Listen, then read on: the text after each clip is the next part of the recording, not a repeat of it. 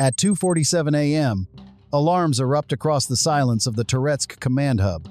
One hostile radar trace slices into their airspace, a Ukrainian drone flying low, cutting fast. This is the moment Russia's operators trained for. The commander's voice is ice cold. Engage. A $1.5 million 400 missile rockets upward, lighting the night. The drone is obliterated, fragments scatter over the Kuban.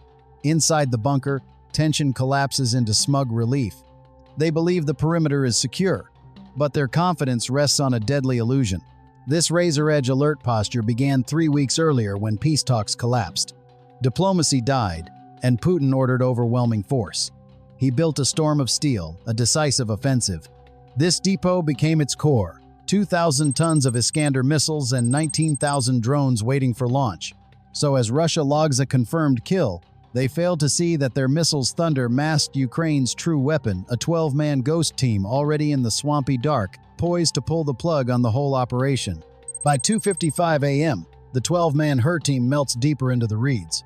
Their transport is a feat of materials science, 30-pound nanocarbon rafts, more like silent carbon fiber bikes than boats, letting them move with almost no heat or noise. Their loadout blends digital warfare and raw kinetic punch, javelins each, bunker busters, and 6 custom-built FPV drones for precision assault. The true innovation is in the drones. They are not radio-controlled. Each runs on a 5-meter fiber optic tether, like giving every pilot their own dedicated Google Fiber link, a closed network impossible to jam or hack. The first FPV spins up, its rotors whispering. It hugs the Kuban at 5 feet. Then its AI floods Russian radar with phantom echoes. One drone multiplies into a swarm on their screens, a hostile wave designed to hijack 400 attention. Would Russia bankrupt its missiles chasing ghosts? This 400 is sophisticated, but only as smart as its input. Fed perfect disinformation, the system shows a full-scale invasion, and the Russian commander, fearing annihilation, makes a choice. He orders full engagement. 6 missiles, $3 million apiece, launch into the sky. 9 million spent in seconds, only 2 real drones are destroyed. A tactical success that is a strategic catastrophe.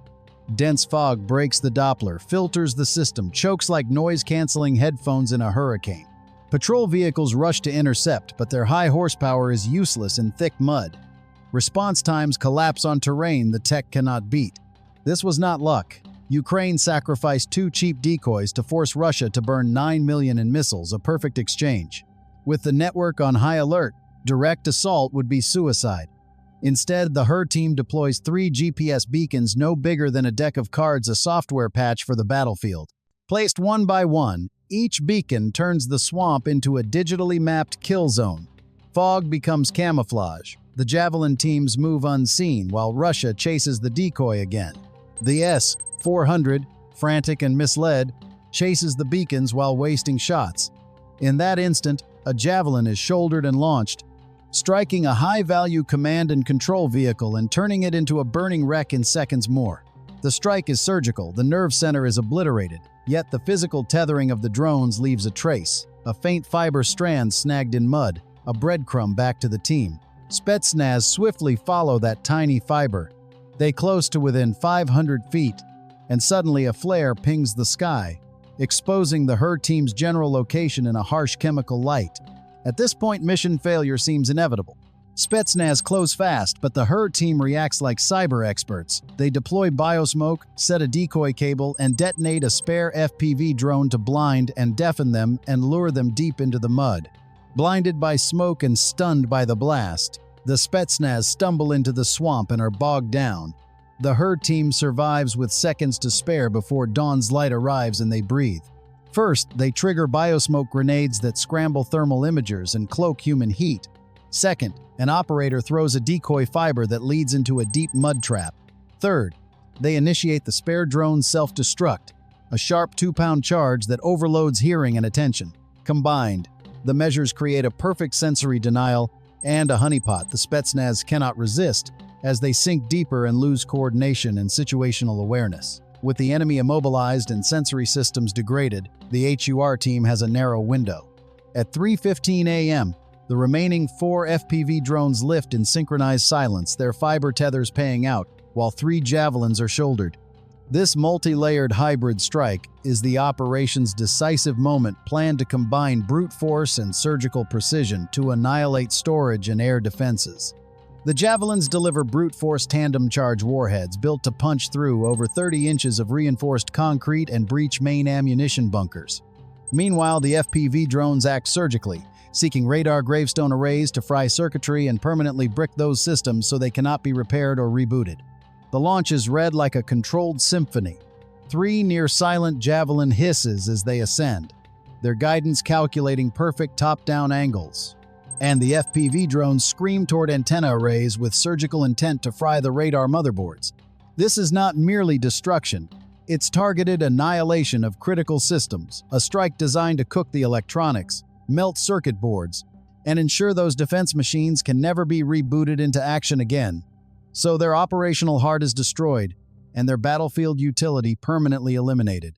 The 4 FPV drones then surge, exceeding 100 miles per hour, guided over a zero-latency fiber feed. Operators steer them with millisecond corrections, while Russia's defenders remain blind and stranded in mud and smoke, unable to mount any defense. The clock hits 3:16 a.m., a synchronized countdown to 0. The 3 Javelins, having computed ideal top-down profiles, adjust fins and dive. Their autonomy locks the trajectory, and they become fire and forget missiles descending onto roofs that shred integrity. Simultaneously, the FPV drones scream toward their radar array targets, while the Javelins fell in the coordinated impact gouges, critical systems, and ensures a catastrophic cascading failure across the depot and beyond. The first Javelin warhead struck the main bunker with a focused shaped charge, breaching the structure and executing a precise internal detonation that ruptured load-bearing supports. Its delayed 1.1-second fuse ensured the blast occurred within, creating an internal pressure wave that tore the frame.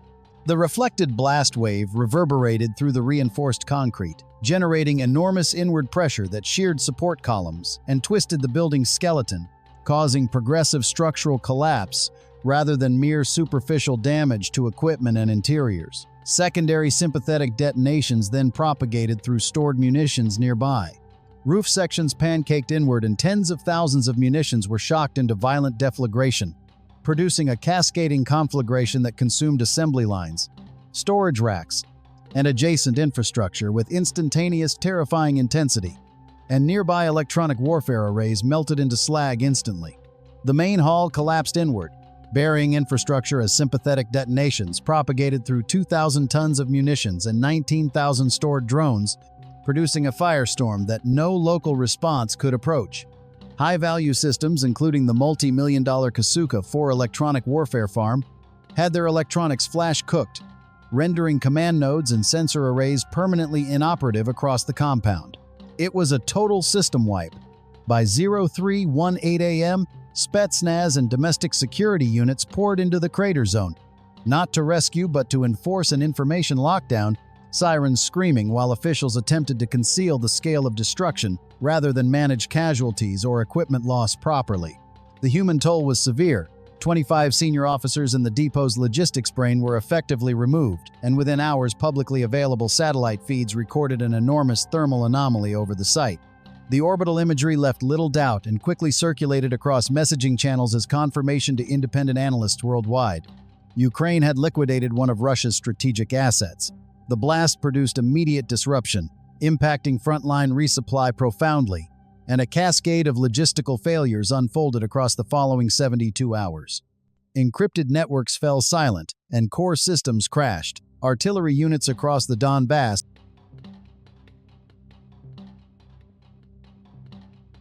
found ammunition requests timing out, orders stalled, and operational tempo collapsed, as supply chains could not respond to demand under the blackout orchestrating chaos. Convoys queued in staging areas waited for commands that never arrived. Frontline units sat idle while downstream effects crept back to the Kremlin, turning strategic confidence into panic and delivering a psychological shock akin to a market crash. Putin's storm of steel was downgraded before it began a strategic humiliation. 12 operators, a handful of drones and javelins achieved an outsized return, proving low-cost clever tech can defeat expensive arsenals. The takeaway was unmistakable. In the 21st century, victory belongs to the side that exploits critical vulnerabilities with inexpensive adaptive technologies rather than merely stockpiling the most costly hardware. Share your strategic analysis and low-cost, high-value target ideas below, and if you appreciate this debrief, like, share, and subscribe to support the channel for future briefings, please.